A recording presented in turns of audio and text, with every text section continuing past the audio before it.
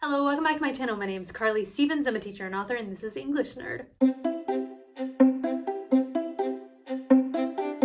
So I've gotten some requests to do a new video about the difference between the word who and the word whom with some clearer examples. So that's what I'm going to do today. Just a note before I dive into the simple distinction between these words. At this point, yes, it's important to know the distinction for some formal writing. However, the distinction is eroding over time. However, if you need to give a formal presentation, write a formal paper, write an academic thesis, things like that, then differentiating between these two for the sake of clarity, that's really what it's here for. So there is a simple difference between the word who and the word whom. We're going to start with who, since it's the one that's used the most.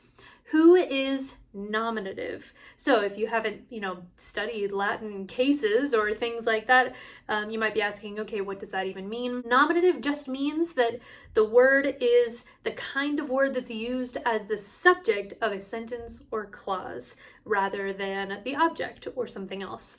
So a nominative word can be used as the subject. For example, I can't tell who left. So if you know your grammar, then you know that I is the subject of the whole sentence, but we have a subordinate clause there. A clause has a subject and a verb and does something in the sentence with that subject and verb that go together. So yes, I is the subject of this sentence, but who is the subject of the subordinate clause? You can see here, who is the subject of the clause and left is the verb that goes with that. So since it does have a verb that is immediately attached to that subject, you need to use who. Next is the word whom. Whom is not in the nominative case, it is in the objective case. That means that it's used as the object of the sentence. The three main objects in a sentence are going to be the direct object, the indirect object, and the object of the preposition. I'm going to give you some examples for each one of those. So a direct object is basically the thing, the person that receives the action. However, that can be kind of a confusing description. So if you find the subject, you find the verb that goes with it. If you still need to ask what, then the answer to that question, if you ask it after the verb, is going to be your direct object. So for example, you left whom. Whom is our object, you is the subject, left is our verb, you left, and we still need to ask what or who. The answer is whom, our direct object. Indirect object receives that action in a different way. That's why I don't love these descriptions that you sometimes get in English class. So you have a sentence that has a subject, an action verb, and a direct object, right?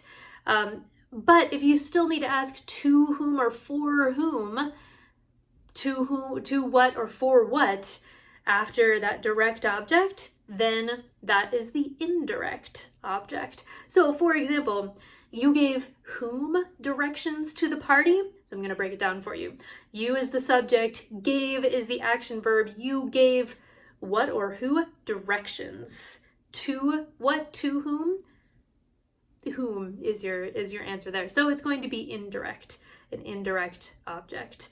A common misconception is that the only way you can find indirect objects is if there's actually that phrase in the sentence, to whom or for whom. That would actually be a prepositional phrase, and so it would not be an indirect object. Instead, indirect objects come before direct objects in the sentence, like this one, you gave whom directions to the party. I know I'm getting into the weeds a little bit here, but I want to make sure I'm giving you examples along with the explanations that go with them. So if you have questions, let me know. And then finally, object of the preposition. I already basically gave you an example of how that one works, but prepositional phrase is just a preposition: above, about, aboard, for, in, etc. And then the object of the preposition. Basically, all of Green Eggs and Ham is a series of prepositional phrases. So if the object, the noun that goes in that phrase, is going to be either who or whom, then you need whom, the one in the objective case, the object one. So these directions are for whom. This is the most common way that we actually use this in speech, the word whom, that is. For whom, to whom am I speaking, that kind of thing. So whom is going to be the object of the preposition. So there you go, the difference between who and whom. I know I got into some specifics. I hope I didn't muddy the waters there. Just to recap, who is used as the subject, whom is used as the object. I hope these examples were helpful for you. If you have any particular situations you're not quite sure how to handle, put those down below and I will do my best to help you out.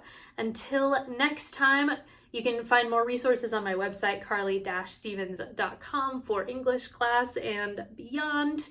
You can also find some of my books there as well. They're perfect gifts for the holidays. I'm selling some signed copies right now. So if you like young adult fantasy, then head on over there, or my Hamlet retelling as well. Laertes is on my website, available for holiday shipping. So that is all. I hope to see you next time. Like this video if you like it, and see you next week. Bye.